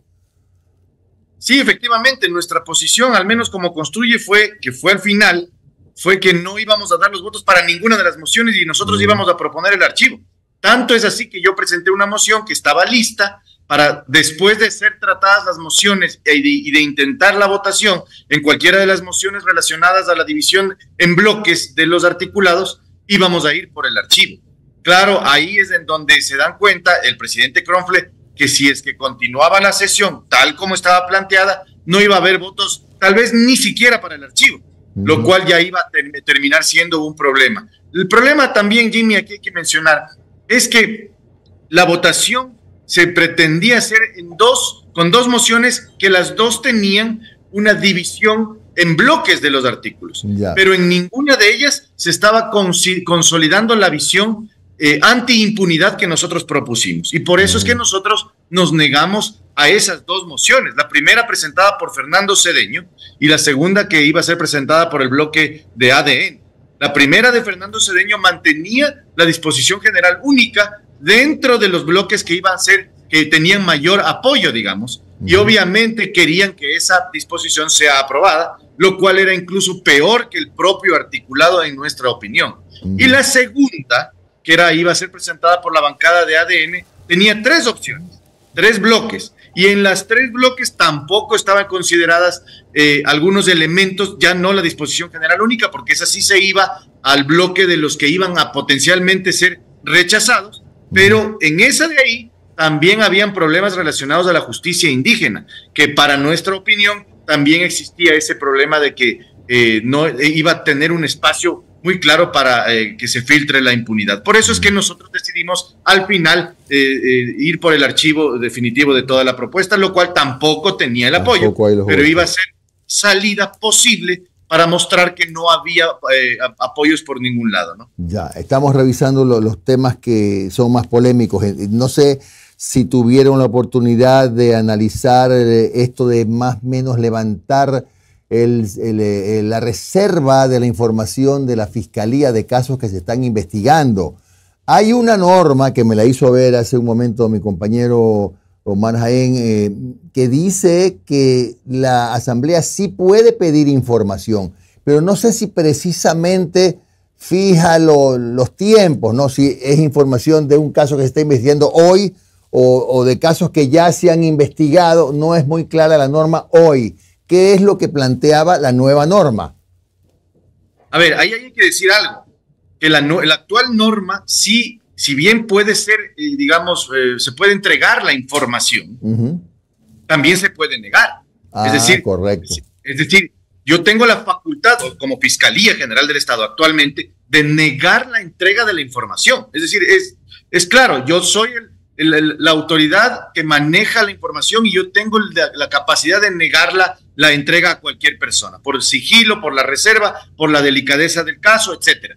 Lo que planteaba la norma, querían cambiar efectivamente, era que sea obligatoria la entrega. Correcto. Y ante la no entrega, incluso se planteaba la posible destitución de la autoridad que se niegue. Es decir, iba a ser una cuestión absolutamente condicionada. Por eso es que nosotros dijimos, eso es imposible que pase, porque lo que sería autorizar la entrega de la información de manera obligatoria hubiera sido entregarle la información a la política y quitársela al ente que es técnico, que es la Fiscalía General del Estado. Por eso nosotros de entrada dijimos, esa es una de las reformas que no podría pasar, porque sería ya prácticamente quitarle a la Fiscalía General del Estado el factor sorpresa, que es lo que ha llevado a muchos delincuentes a pagar precisamente sus penas aquí en el Ecuador y evitar la fuga, como ya se dio en algunos casos, ¿no? Claro. Ahora, lo que se ha mencionado también en numerosos espacios periodísticos, incluso en es que hay casos en que a lo mejor sí se requiere insistir en que la Fiscalía presente información. Por ejemplo, casos como INAPapers, por citar uno, como el del cierre del aeropuerto Guayaquil y otros más, donde no ha habido, pues todavía no hay, no sé si ya estarán cerrados, ¿no? Pero ¿qué puede hacer, por ejemplo, la Asamblea en ese caso? Y no sé si hay alguna norma que se pueda ajustar para que en esos casos no se niegue la información. A ver, más que negar la información o no negar la información, lo que no podemos permitir, querido Jimmy, y la ciudadanía tiene que entender, es que se le dé el poder de la información a otra entidad que no sea aquella que tiene la titularidad de la acción penal. La Constitución y la ley ordenan y disponen que la titularidad de la acción penal la tiene la Fiscalía General del Estado. Si es que le quitamos la capacidad de mantener en reserva su información de acuerdo a su propio criterio, estamos autorizando la impunidad o cualquier elemento por fuera de lo que es correcto en base a una investigación o a un criterio de investigación profesional. Eso lo manejan todos los países. El criterio para mantener la información reservada debe ser de quien la investiga o quien está investigando, más allá de obviamente condiciones que pueden ir en contra de la moral o la ética propia de la persona, como es por ejemplo los delitos sexuales, que por sí mismos ya tienen una reserva. Lo que no puede pasar es que tenga la información personas que no son efectivamente aquellos que tienen la titularidad de la Fiscalía, de la acción penal. Ahora, que hay casos que se necesita publicar, que requieren publicidad, habría que verlos. Obviamente, eso tiene que ser como una excepción de la excepción de la excepción, porque la lógica obligatoria en cualquier parte de un mundo civilizado occidental al menos, es que quien tiene la titularidad de la acción penal sea quien tiene la capacidad de declarar reservada la información que maneja. Si no, estamos ante investigaciones que no tienen valor, porque lo que va a pasar es tener muchos papeles, un romerío de papeles en las oficinas de las fiscalías, pero toda esa información es pública y todos los involucrados, fugados, escapados, y la impunidad campearía. Por eso yo creo, al menos desde la óptica de Construye, creemos que no existe posibilidad de que se elimine esta capacidad que tiene la Fiscalía General del Estado. Claro, o sea, este artículo también seguramente no tendría los votos. Ahora, no todo es malo, ¿no? Porque hay cosas buenas en las reformas del COIP. Destaquemos algunos, por ejemplo, la extorsión ya como delito, sanciones más severas. No sé si desde el punto de vista del asambleísta Jorge Peñafiel, este endurecimiento de penas, por ejemplo, esta tipificación de nuevos delitos, contribuye a la transparencia de la justicia o darle más herramientas, qué sé yo, a la justicia para que sea más transparente, eso debí decir. Bueno, aquí estamos ante una propuesta de reformas, querido Jimmy, que puede tener algo bueno. Tal vez cada vez que nos ponemos a revisar más, encontramos que lo bueno es menos, obviamente, porque eso nos ha pasado desde que empezamos profundamente a revisar esto, debido a que no tenemos presencia del movimiento Construye en esa comisión. Pero los elementos buenos cada vez son más opacados por los malos. Imagínense lo que sería aprobar el endurecimiento de penas, por ejemplo, o la eliminación de ciertos beneficios penitenciarios para ciertos delincuentes o ciertos delitos. Pero por otro lado, estaríamos aprobando que los prófugos y los sentenciados, ante cualquier informe o pronunciamiento de cualquier relatoría de derechos humanos del mundo, puedan tener perfectamente ya abierta la posibilidad de presentar la revisión. Los jueces aquí ya no tendrían ningún valor, pues, ya no tendría ningún sentido tener instancias en los hechos, lo que querían, querido Jimmy, y eso sí es lo malo, que sopesa y, digamos, desbalancea completamente el tema, es que se crea una instancia adicional superior a la Corte Nacional de Justicia. Es decir, estábamos dando capacidades jurisdiccionales a entidades, primero, extraterritoriales, y segundo, que tenían capacidad para revisar el derecho y los razonamientos jurídicos hechos en el proceso judicial.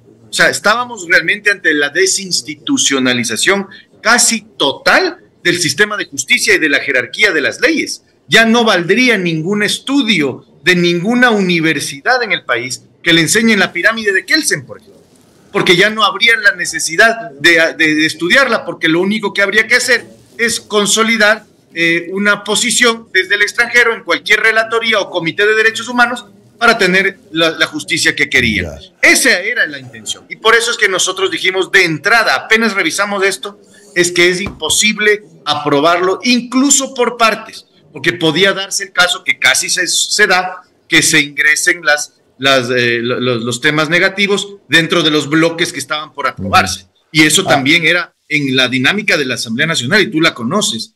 Claro. Era un problema, que nadie sabía el número exacto de la norma, estabas en una duda. Ante esa duda y esa posibilidad, la negativa total era la única opción, y esa fue nuestra posición. Ahora, Jorge, en esta reforma polémica, que es la que hizo que se suspenda la sesión, ¿se le daba a la decisión de la Corte Interamericana de Derechos Humanos, supongamos, un carácter vinculante, obligatorio, o qué, de qué servía, digamos, un pronunciamiento, supongamos una sentencia ejecutoriada que la Corte Interamericana de no sé dónde la revoca? ¿Qué carácter tenía en la reforma? A ver, ahí te diría dos reflexiones. La primera, relacionada a la diferenciación entre lo que es la Corte Interamericana de Derechos Humanos y los comités de derechos humanos, que eran la otra parte de la norma que se pretendía aprobar. Si es que hubiera sido la Corte Interamericana de Derechos Humanos por sí misma, estábamos ante la posibilidad de un razonamiento absolutamente profesional y, digamos, incluso de muy alto nivel en la Corte. Correcto. Incluso esa opción hasta la fecha incluso no se revisa, está autorizada por la Constitución, ojo, actualmente, que la Corte Interamericana de Derechos Humanos pueda tener pronunciamientos relacionados a los derechos humanos en base a los casos que se dan en el Ecuador.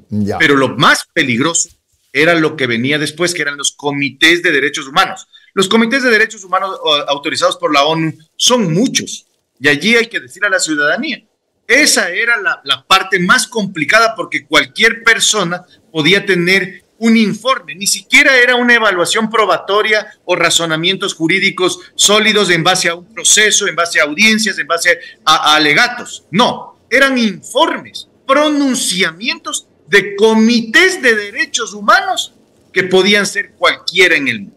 Eso era lo más peligroso. Por eso es que nosotros dijimos, ante esa posibilidad, porque nos estaban metiendo ese cianuro, era evidentemente el archivo. Ahora, esa es la primera reflexión. La segunda reflexión es sobre el tema de la naturaleza del recurso de revisión.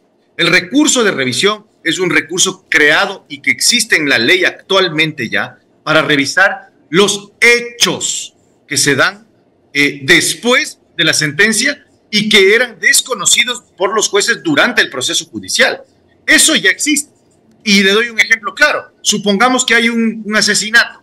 Le sentencian a una persona como autor de ese asesinato. Pero resulta que luego de la sentencia ya ejecutoriada, aparecía el muerto, aparecía el asesinado. Ya no hay asesinato, por tanto. Y obviamente ese hecho nuevo, desconocido durante el proceso, cambia la sentencia ejecutoriada. Lo que querían en este momento, el correísmo sobre todo, era impulsar un análisis del derecho, de los razonamientos jurídicos y del valor probatorio que tenían los jueces en las sentencias, algo que ya desnaturaliza totalmente el recurso de revisión, y por eso era el cianuro, porque lo que querían era revisar todas las sentencias que ya tienen sentencia ejecutoriada, y además con el riesgo de que cualquier delincuente, ya más allá de la política, más allá de las condiciones propias de los sentenciados, cualquier delincuente podía acudir a cualquier comité de derechos humanos y además buscar cualquier pronunciamiento, y con eso abrir ese boquete para que los jueces tengan ya, ahora sí, digamos, una opinión contraria en contra de sus razonamientos del momento, ¿no? Jorge, ahora qué procede a partir de lo que ocurrió, ¿no? ¿Qué tiene que hacer el presidente de la Asamblea, Henry Kronfle? Esperar que el ponente plantee, no sé si sea ese el mecanismo, que plantee ya la reanudación porque ya se ha llegado a algún preacuerdo o algo así, o puede convocarlos cuando considere conveniente. ¿Hay algún plazo perentorio? ¿Qué pasa? A ver, allí el presidente Kronfle tiene que primero identificar qué es lo que desea el ponente, porque el ponente es quien tiene el sartén por el mango en este momento.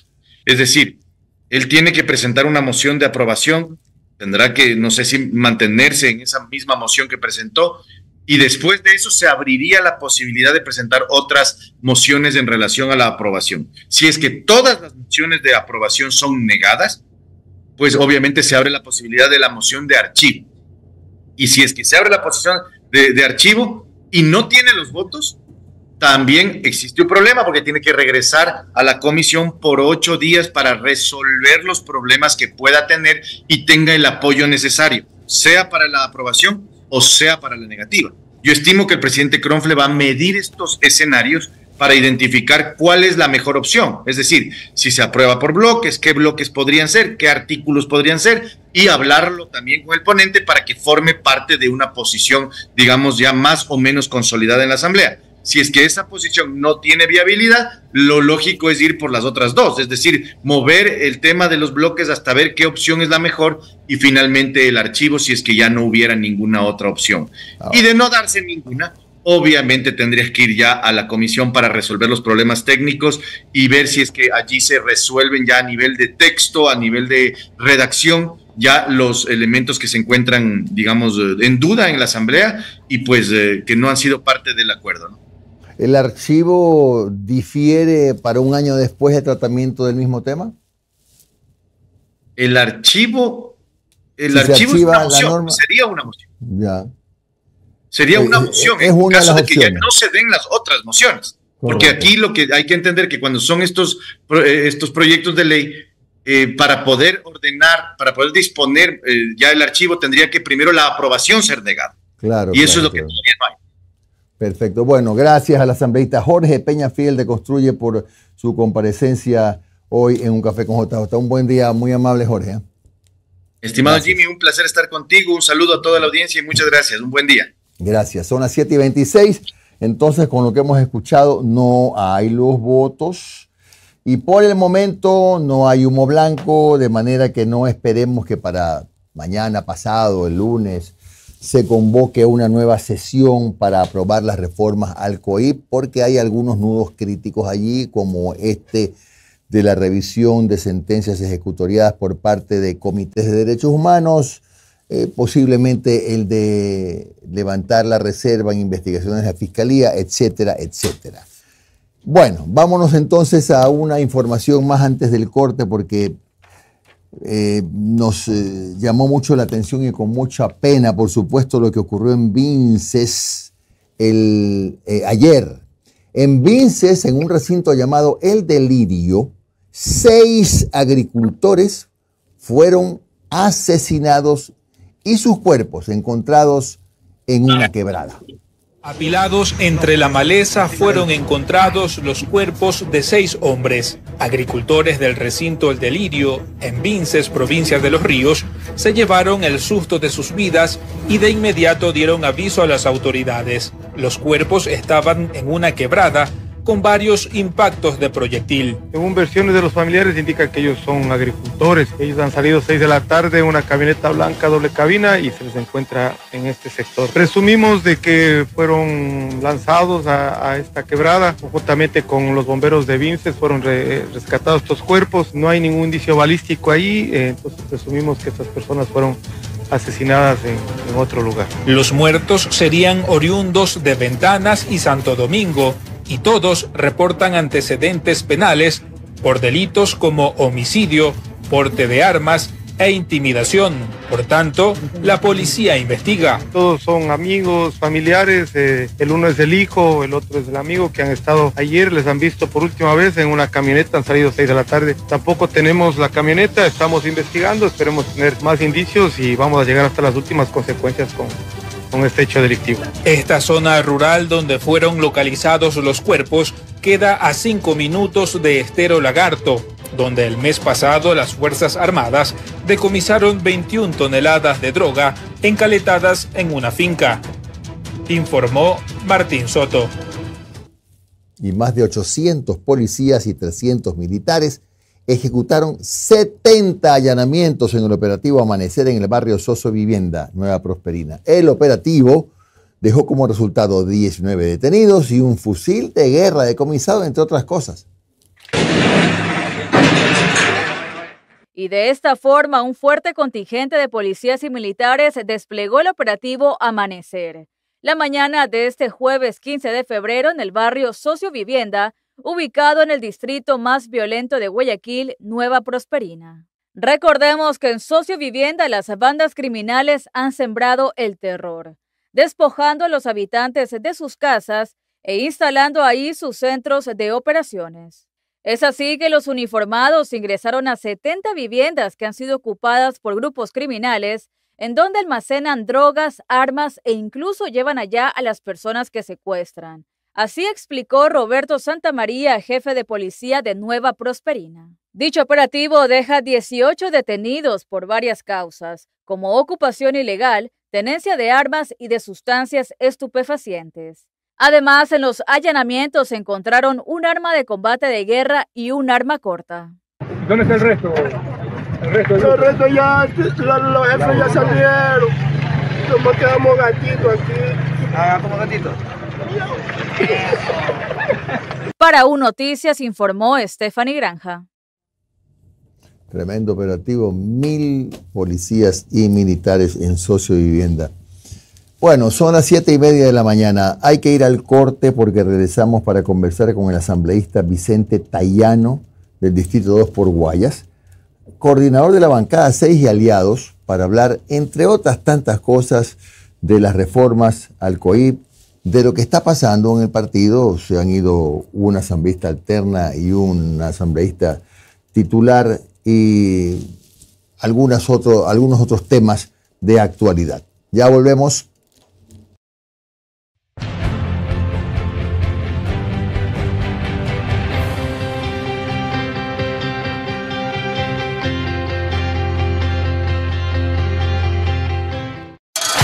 Sé parte de un café con JJ. Da a conocer tu marca y pauta con nosotros.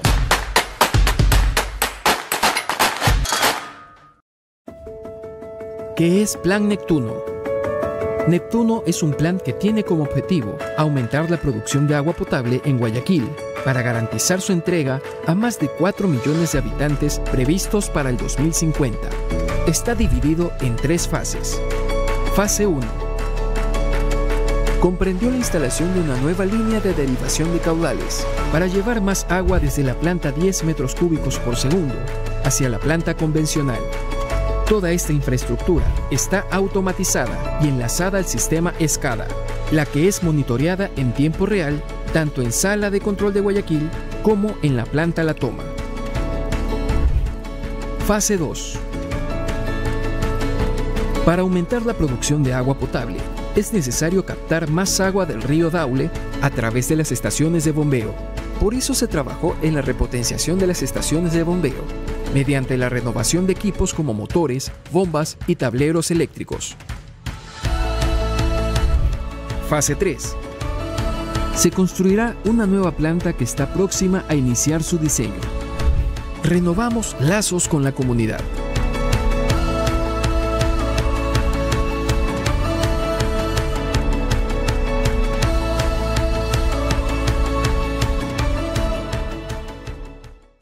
Estas son las 5 noticias que nos conectan contigo. Iniciamos el proceso para implementar la norma internacional en nuestros 14 laboratorios de medidores. Avanzamos en la construcción de la línea de subtransmisión Durán-Montero-Taura. 9 comunidades del Cantón Pichincha cuentan con electricidad y alumbrado público. Decenas de familias del Cantón El Triunfo mejoraron su producción agrícola debido a las obras de electrificación realizada en su zona. Empezamos la instalación de 1000 medidores prepago en la Ciudadela Panorama del Cantón Durán.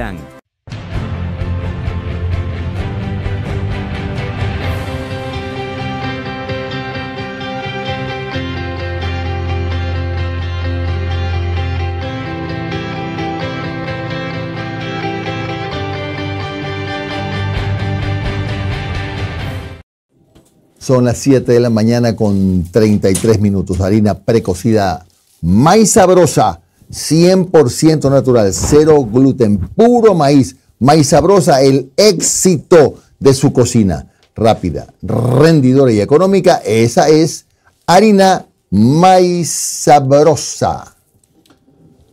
Interagua trabaja en estrategias preventivas con la limpieza y mantenimiento de los sistemas de drenaje, pero mantener a la ciudad libre de problemas ocasionados por la lluvia es responsabilidad de todos. Para eso es importante que saques la basura en los horarios de recolección y la deposites en los sitios dispuestos para ello.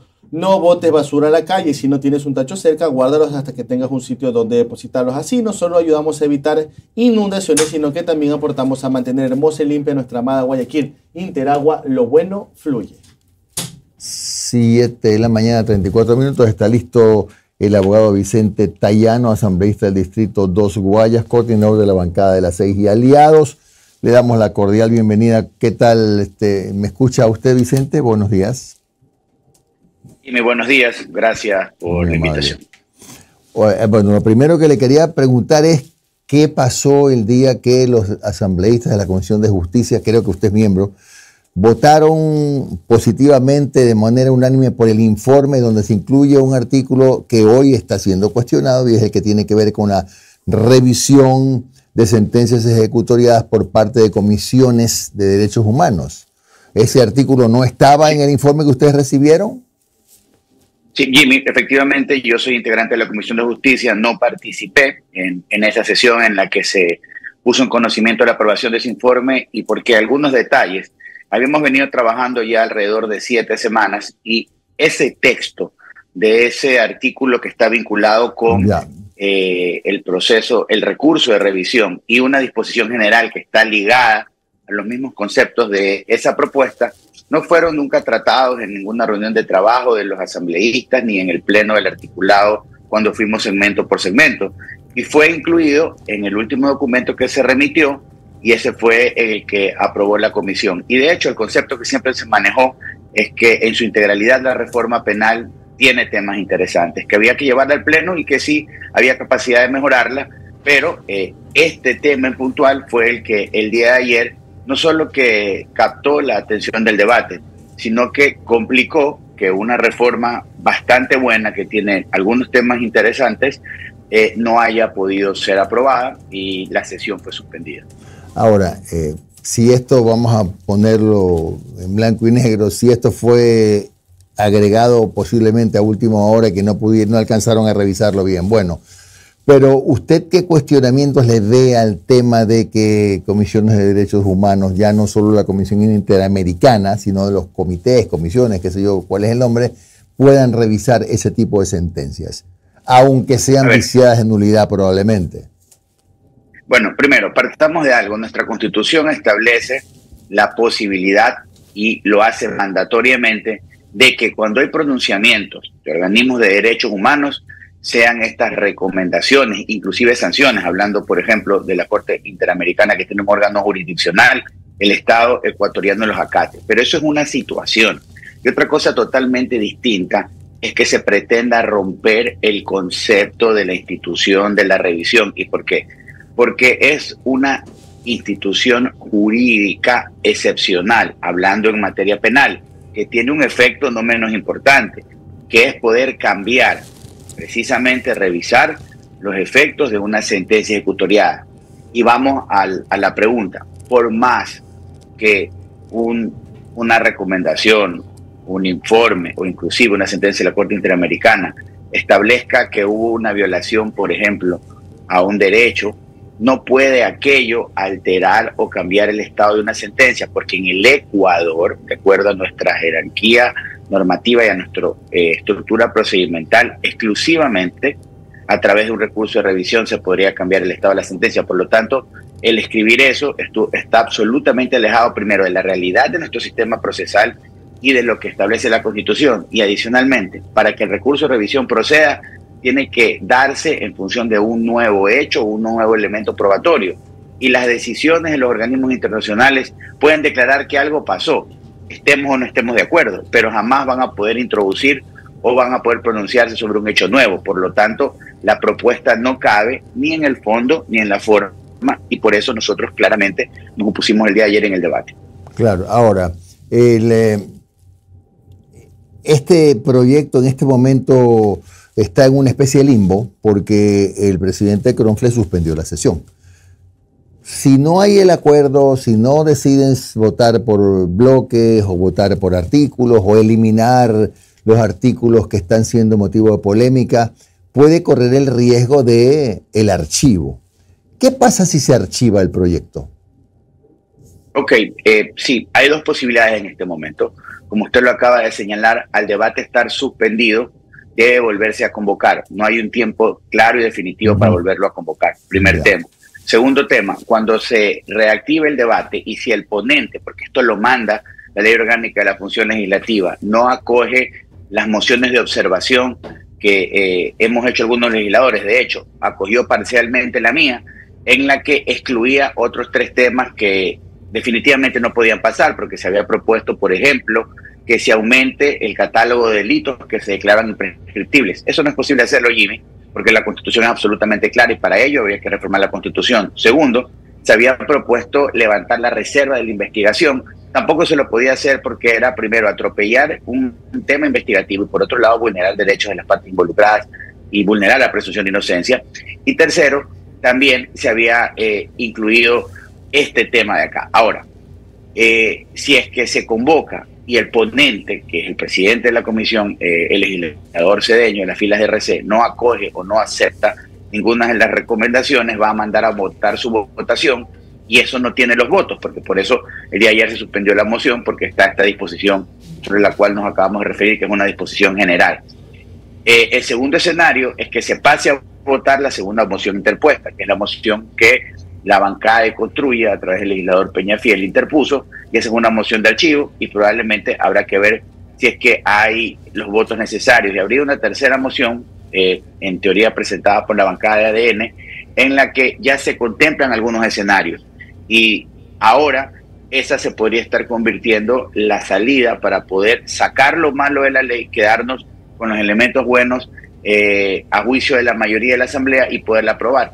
Ahora, si esa ley se aprueba, simplemente esas temáticas que ya fueron parte del proceso, lamentablemente no van a poder ser en la República y habrá que continuar el trabajo. Hay temas similares o vinculados con esos que inclusive se encuentran en trámite, pero como fueron presentados con posterioridad a la compilación de todos los proyectos que motivaron esta reforma, tendrían que tratarse de manera autónoma, pero eso tomaría mucho tiempo porque implicaría que estos procesos, estos proyectos de ley deberían ser calificados por el CAL, luego sí, tienen que ser enviados a la comisión tiene que analizar el estudio, el análisis, tener un primer debate, llevarlo al pleno, tiene que regresar a la comisión para elaborar un informe de segundo debate y regresa al pleno y eso tomaría mucho tiempo.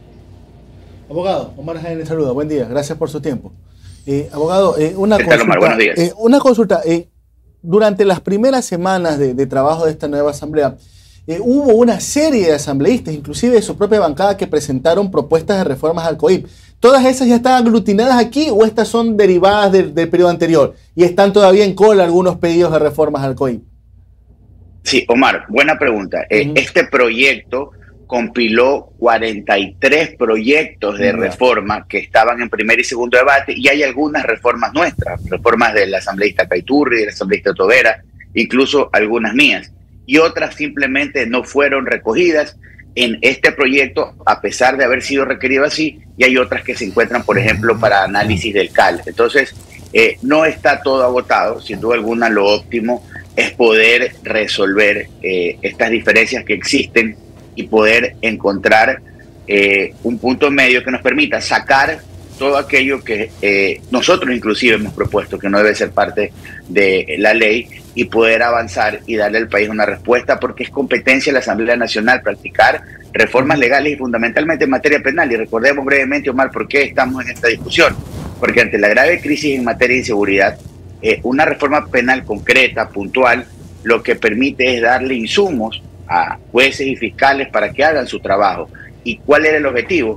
Mejorar la redacción de tipos penales, por un lado, aumentar penas. De hecho, en las propuestas se incrementaron algunas en 1/3, en un 50%, no como algunos dicen que no hubo un análisis de fondo en el tema. De hecho, varios expertos y varias funciones del Estado, como la Fiscalía, la Corte Nacional de Justicia, la propia Corte Constitucional, participaron a lo largo del proceso de construcción de la ley, a más de académicos y expertos en la materia. Y el tercer tema importante era restringir ciertos beneficios penitenciarios, es decir, que en delitos graves como el sicariato, como el secuestro, como la extorsión, la llamada vacuna, el femicidio, quienes resulten sentenciados por esos delitos, además de otros más como delitos de corrupción, una vez que están sentenciados cumplan la totalidad de la sentencia, de la pena en la cárcel, y no recuperen la libertad con el régimen abierto o semiabierto, que implicaba que usted cumplía, por un lado, el 60% o el 80%, más certificados de buen comportamiento y demás temas, y usted podía irse a su casa literal. Entonces, esta reforma tiene estos temas importantes, sí, no es una reforma perfecta, es una reforma, y para eso es el debate legislativo. Yo escuchaba ayer muchas personas que estaban atacadas por lo que había pasado. Sin duda alguna no podía aprobarse la ley con estas reformas que metieron por las tranqueras, pero definitivamente sacando eso, la Asamblea tenía que darle al país el día de ayer una reforma penal. Yo espero que en el transcurso de estos 3-4 días, porque el martes nuevamente tendríamos convocatoria al Pleno, pueda haber un entendimiento y al menos sacando los temas complicados podamos avanzar con esta reforma penal. Claro, abogado, en otros temas ya poco generales de la Asamblea Nacional, ¿el Partido Social Cristiano ya tiene alguna posición en firme sobre el juicio político que se está llevando a cabo en contra de dos vocales de la Judicatura, Murillo y Morillo? ¿Ya tienen algún...? Porque, ojo, esto viene desde el periodo pasado, fue un legislador del Partido Social Cristiano en su momento que le planteó. ¿Cómo han visto el desarrollo de este juicio político? Bueno, el juicio está avanzando. Nosotros fuimos proponentes de este proceso político en contra de el actual fiscal Murillo y vocal Murillo y del ex vocal Morillo. De hecho, en el Pleno se sustituyó el asambleísta actuante como acusador, que es hoy el legislador Carlos Vera, de nuestras filas, legislador por el sur de Manabí. Y el juicio está avanzando y nuestra posición es clara, que en razón de los hechos, los argumentos, de la intersección en decisiones a favor de terceros que se han dado con las conductas que se están atribuyendo a estos dos vocales, el juicio político debe proceder. Ya se encuentra hoy en la comisión, en el tramo final de sustanciación, para que luego esto pueda pasar en las siguientes semanas al Pleno. Así es que nuestra posición es la misma porque fuimos proponentes de aquello. Perfecto. Dos últimas interrogantes, abogado. Al interior del partido se ha conocido primero las hermanas Jaramillo. La primera, que era suplente, decidió salir del partido y ahora es dirigente provincial de ADN del gobierno. Y en cambio su hermana, que era asambleísta nacional, si mal no recuerdo, fue separada por pedido del propio bloque. Está pasando un desgrane, ADN les está seduciendo a sus asambleístas. ¿Algo ocurre? Sí, Omar, en absoluto. No hay ningún desgrane ni en la bancada, ni tampoco al interior de la organización política. De hecho, nosotros seguimos trabajando dentro de nuestro esquema de trabajo y le doy fe a aquello porque soy dirigente de la estructura provincial. En nuestro proceso con miras a las siguientes elecciones, ya hay un calendario que está anunciado. Entre julio y agosto habría que realizar todo el tema de democracia interna para durante septiembre hacer las inscripciones. De hecho, nuestro proceso intenso de formación política con profesores nacionales e internacionales está trabajando porque esa es la base, esa es la cantera que nos ha permitido poder tener también listas conformadas en todo el país. Las decisiones tomadas por cada persona En este sentido, las involucradas han sido absolutamente públicas y claras, la posición del partido también, y para nosotros simplemente eso es una página virada. Nosotros estamos trabajando desde lo legislativo en nuestra estructura, en temas importantes para el país, y desde la estructura del partido en fortalecernos para presentar nuestra candidatura presidencial y legislativa en todo el Ecuador. Oiga, abogado, disculpe que le incluya una, pero ¿cómo toman al interior del partido estos reportajes que están saliendo últimamente sobre la imagen de Henry Kronfle, ¿no? Que lo pintan como el brazo ejecutor del gobierno en la Asamblea? Ayer inclusive el Universo lo está promoviendo como posible sucesor de Noboa, no sucesor, sino que se haga cargo del gobierno en caso de que él pida licencia para presentarse a la reelección por encima de Verónica Abad. Un reportaje de Expreso decía que al interior del propio bloque del Partido Social Cristiano había incomodidad con Kronfle por sus declaraciones, dando a entender que el veto que presentó Noboa sobre lo del IVA era constitucional, cuando hay varios abogados que dicen que es totalmente inconstitucional. Es más, se prevé que se presenten acciones de inconstitucionalidad. ¿Qué tan cierto es esto? ¿Cómo está la situación Kronfle gobierno, Kronfle Noboa, Kronfle Partido Social Cristiano?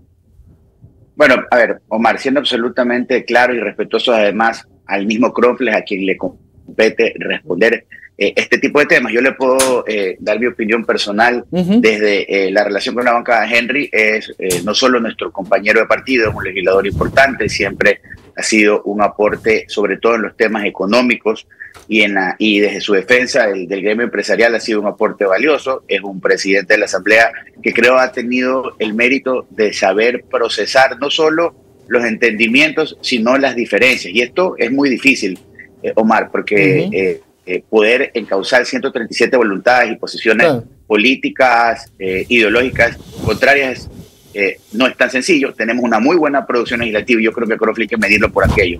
Y la institución ha recuperado, creo, legitimidad, ha recuperado la representatividad, y también la institución de la presidencia con la dirección de Kronfle, más de 11 leyes aprobadas, incluidas los proyectos económicos urgentes. Y sí, en la política hay posiciones y criterios y hay personas que buscan la arena debajo donde no puede existir, pero en todo caso creo que es parte del tema. Hay que saber también procesar con madurez las opiniones contrarias, gusten o no gusten, y seguramente Henry en algún momento compartirá con ustedes su criterio sobre estas inquietudes. Ojalá nos acepte la entrevista. Oiga, abogado, la última vez que tuvimos la oportunidad de tenerlo aquí, le agradecemos siempre por estar dispuesto a conversar con nosotros. Conversamos sobre lo que fue en su momento la decisión de la Asamblea, ¿no verdad?, de lo que se respondió, esta resolución sobre lo de Guillermo Lasso, ¿no? Cuando se planteó seguir con el juicio político y que no se pudo, pero que hubo un documento, una resolución que fue remitida tanto a Contraloría como Fiscalía.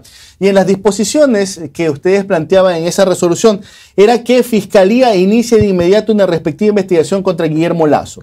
¿Lo ha hecho Fiscalía? ¿Han recibido algún tipo de información con respecto a eso? ¿Por qué se lo digo? Porque usted mismo me dijo que en caso de que Contraloría y Fiscalía no lo hagan, esos sí son causales para incumplimiento de funciones.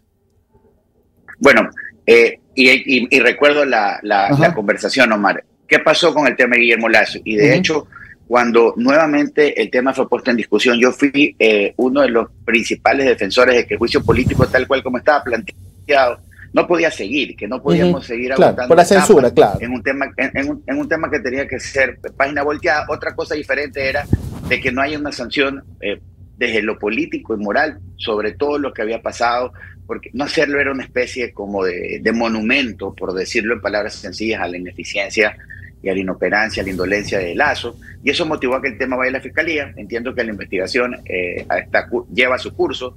Al ser hechos de acción pública, el titular es la Fiscalía y tiene un tiempo procesal de 2 años para poder recabar indicios y tomar una decisión si va o no va a una fase procesal. Soy absolutamente franco, desconozco si es que la Contraloría General del Estado ha dado inicio a algún examen especial o general sobre este tema de gestión, pero es un tema sin duda alguna que tenemos que marcarle el paso. Gracias al asambleísta Vicente Tayano del Distrito 2 Guayas, coordinador de la bancada de las 6 y aliados. Un buen día, muy amable.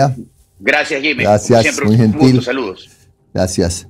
Bueno, lo que habíamos dicho, que es la número 24, y ya ha sido ratificado, el gobierno de Ecuador enviará una misión a Rusia el domingo para superar la polémica creada tras el pedido de las autoridades rusas de suspender a 5 empresas ecuatorianas que ya fueron rehabilitadas, pero igual el viaje se hace Levantar la suspensión a 5 empresas que exportan banano a Rusia es una de las tareas del gobierno nacional, que a través de la Cancillería informó que enviará una delegación a este país para superar el impasse que impide actualmente que parte de la producción de esta fruta llegue al mercado ruso.